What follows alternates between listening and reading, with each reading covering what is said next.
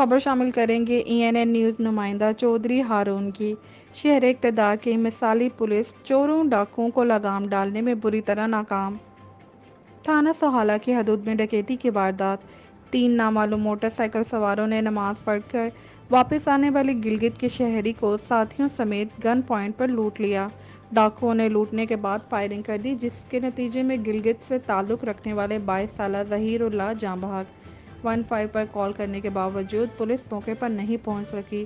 لاش کو پمز ہاسپٹل منتقل کر دیا گیا۔ شہر اقتدار کے رورل ایریا میں سب سے زیادہ ہونے والی وارداتوں نے پولیس کی کارکردگی پر کئی سوالات اٹھا دیے ہیں۔ مقتول ظہیر اللہ آئل ٹینکر کا ڈرائیور تھا۔ آئل ٹینکر ایسوسی ایشن کے عہدیداران ہسپتال پہنچ گئے، جبکہ SP رورل ضیاء الدین بھی ہسپتال پہنچ گئے۔ متاثرین کا لاش کا فوری پوسٹ مارٹم نہ کرانے پر لاش سڑک پر رکھ کر احتجاج کرنے کا فیصلہ۔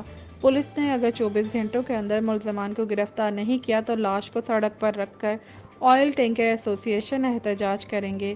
رپورٹ کر رہے ہیں کرائم رپورٹر چودھری ہارون اشتیاق۔ کر رہے تھے 3 بندے تھے یہ ہمارے، اور اتنے میں ہی 3 بندے جو مسلح لدا ہوا باقاعدہ موٹر سائیکل پہ آئے کہ ان کے گن پوائنٹ پہ ان کے سر پہ گن رکھا ہے اور جیب کی تلاشیاں شروع کیا ہے۔ تو ایک جو مقتول تھا اس کی جیب سے مطلب ہے کہ موبائل بھی برآمد ہو گیا اور پیسے بھی تھے بٹوا کے اندر، جو کہ ہمارے ہوتے ہیں ڈرائیوروں کے اندر مطلب پیسے اس لیے ہوتے ہیں کہ پھیرے کا جو پیسہ ہوتا ہے وہ کتنی اماؤنٹ تھی تقریباً؟ میرا خیال میں میکسیمم 50-60 ہزار روپے ہوتے ہیں۔ 50,000 روپے لوٹا ڈاکو نے، فائرنگ کر کے جاں بحق کر دیا۔ اور لائے عمل کیا آپ کا ڈرائیور جاں بحق ہوا ہے؟ ہاں جی، ہم نے مطلب یہی لائے عمل طے کیا ہے کہ ابھی یہ پوسٹ مارٹم کے بعد ہم نے اسی لاش کو ہی لے جا کے دھرنا ہم نے دینا ہے، باقاعدہ روڈ بلاک کرنا ہے، اور تمام مطلب روٹ کا جو ہمارے آئل ٹینکر ایسوسی ایشن ہے وہ سب نے کال کیا ہے کہ بھائی ہم نے کل ہر صورت میں اس بارے میں احتجاج کرنا ہے، اور جب تک ہمارے مطلب ہے کہ ہمیں ازالہ نہیں کیا جاتا ہے